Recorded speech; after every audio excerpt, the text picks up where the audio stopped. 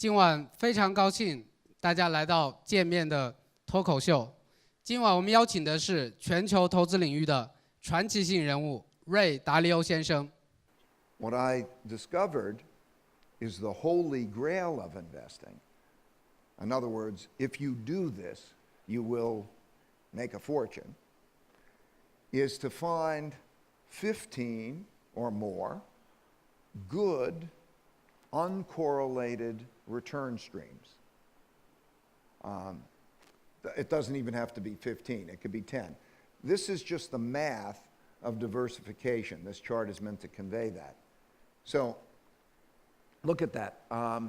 Just imagine you have a return that had a 10% risk, one asset class or one return stream that has a 10% risk. And for simplicity, imagine it has a 10% return too. This chart shows how risks change when you put in another asset class or another return stream, and then a third and a fourth. So if you have 60% correlated return stream, let's say the average stock is about 60% correlated with the average other stock. So you add in a second stock and a third stock. As you add in those numbers, that shows how the risk reduction takes place. And you could see that at about 5, you reduce your risk by about 15%, and you could add in 1,000 items, 1,000 return streams, 1,000 asset classes, and you will not reduce your risk much. But look what happens when you add in uncorrelated. And by the way, uncorrelated isn't as good as it can get because you can get negatively correlated. The bottom chart, let me get out of your way, the bottom chart shows the zero correlation and how risk is reduced by that. So it shows like at 5 uncorrelated assets, 5 good things that perform differently, you cut your risk in half. At about 15 and 20, you cut your risk by about 80%. That means you raise your return to your risk ratio by a factor of 5. There's no way that you can get, no matter how good of a decision maker, you can't get an investment that's going to be 5 times as good and be confident in it. So that's the power of diversification, and that's what I would consider the holy grail. Find 10 or 15 good, uncorrelated return streams. So,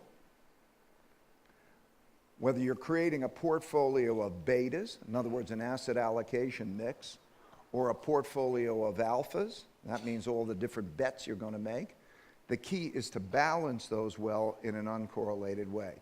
So that, in a nutshell, are my timeless and universal economic and investment principles. 您现在对这个欧洲经济和欧洲市场的一些看法是基于一个什么样的逻辑框架分析的？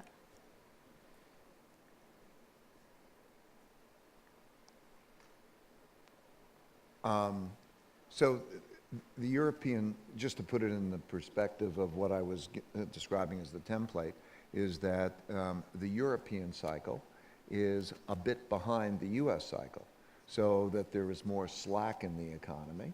And as a result of the more slack, we have a situation in which there's less tightening. We're moving into a situation now where in Europe, they're going to start buying less or maybe none of those purchases anymore. They'll taper those purchases off, but they won't, unlike the United States, which is letting the balance sheet decline and essentially produce the sale. They won't do that now, and they won't raise interest rates. And as a result, the term structure of interest rates will remain very similar to where it is, except for the fact that when you look at those rates. You said life is all about struggle, and life is all about evolution. What is your struggle now? My struggle right now is to transition well. In other words, as I said, there are 3 phases in one's life, I think.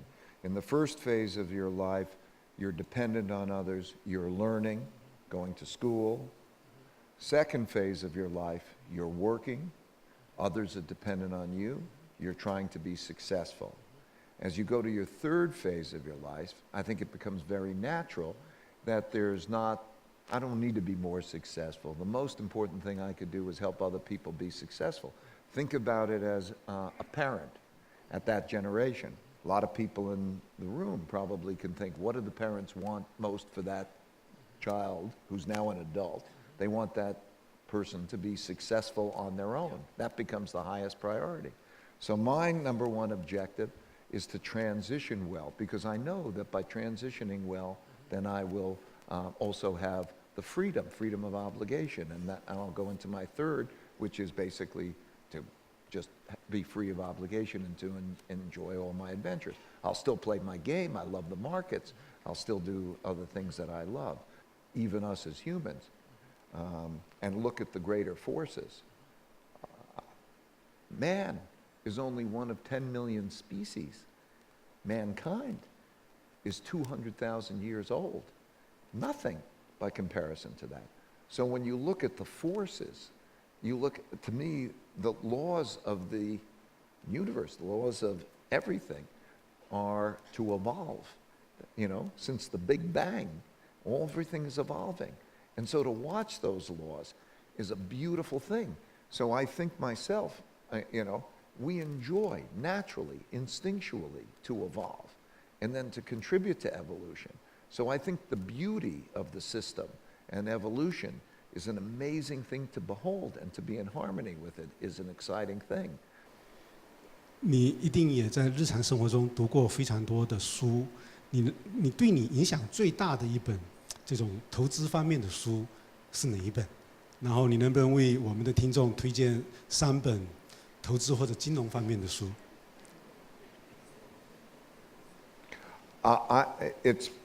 It's been many, many, many years since I read an investment book.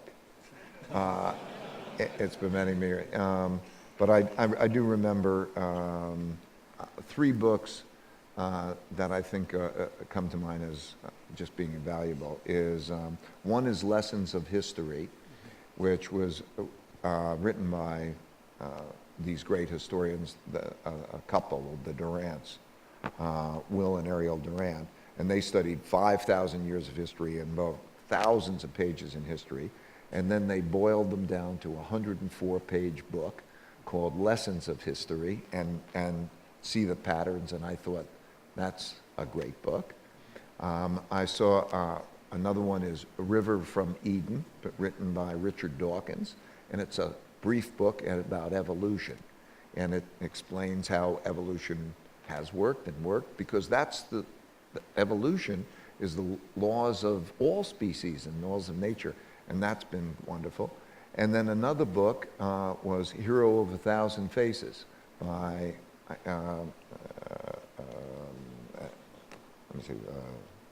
Joseph Conrad Campbell.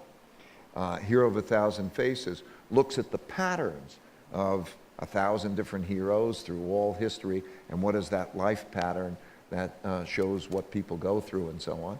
And it's been fascinating, and it helps to put people's lives in perspective. So those are the 3 books that I think are really quite extraordinary, great books. But I do like to read other books. Sapiens, and there's a lot of. I like to read about neuroscience and evolution, and nature. 谢谢。